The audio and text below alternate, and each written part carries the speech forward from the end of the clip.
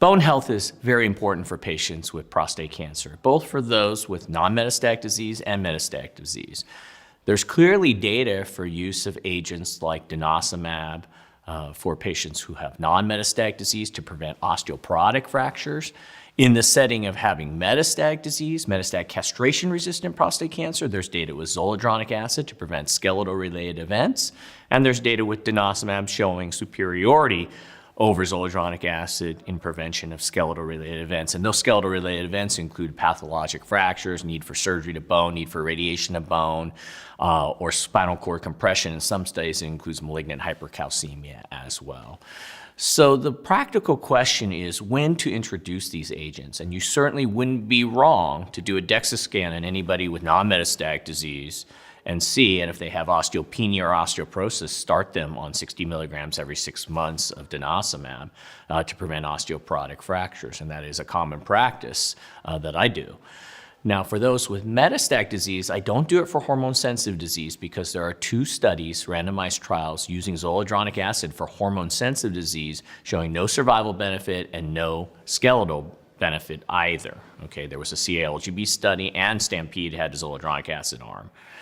That being said and done, for castration-resistant prostate cancer, I do utilize both zoledronic acid or denosumab, probably more denosumab given its superiority to prevent skeletal-related events. The key thing is that we have so many effective agents now that lead to decreased skeletal morbidity. For instance, abiraterone, enzalutamide, radium-223, they all prevent skeletal-related events in their clinical trials. I don't always feel the urgency to start for everyone right off the bat. So when I tend to introduce these agents are patients that might be progressing after like first-line therapy, and then that's when I introduce these agents. But they're clearly important to prevent these events.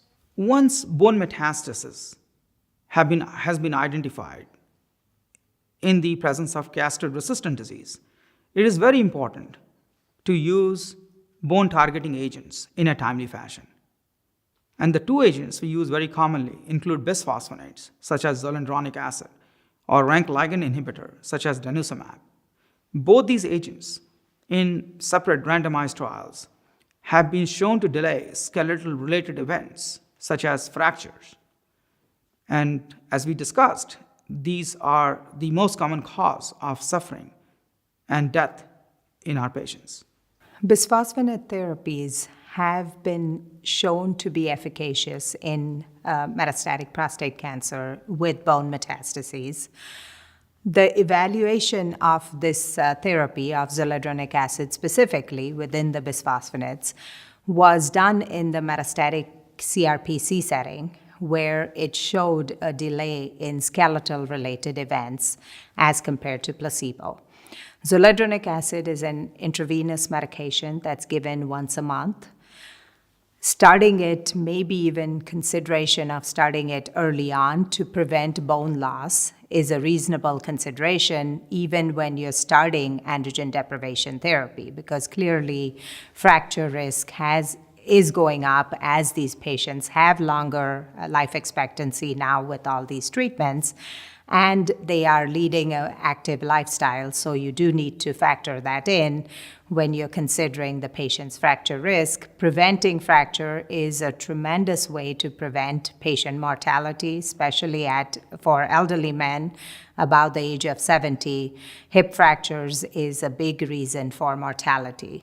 So all of these factors are sort of critically important to start evaluating bone density even when patients are just getting started on androgen deprivation therapy, and clearly continuing that assessment and consideration of bone-targeted therapy, definitely in the castrate-resistant setting, but even sometimes earlier in the hormone-sensitive setting. For bisphosphonate therapy, zoledronic acid is the one that's most commonly used in metastatic prostate cancer. It's given once a month, intravenous injection. For patients with osteoporosis or to prevent bone loss, it can be used at a much lower frequency, once every 6 months, once a year, etc. The possible complications that need to be considered are hypocalcemia, so typically check the calcium level before delivering the medication. If not normal, definitely there should be a discussion with the patients about starting them on calcium and vitamin D supplements.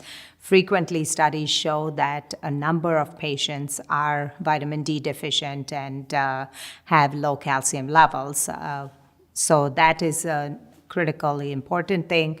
The other thing is dental evaluation is important prior to starting this, because any dental extractions, etc., there is osteonecrosis of the jaw, which is a reported adverse event, and that can be fairly disabling. So it's important to prevent it rather than try to treat it after it occurs. The other thing specifically for zoledronic acid is that creatinine or kidney function does need to be monitored, and the dose has to be changed or adjusted depending on the creatinine clearance of the patients.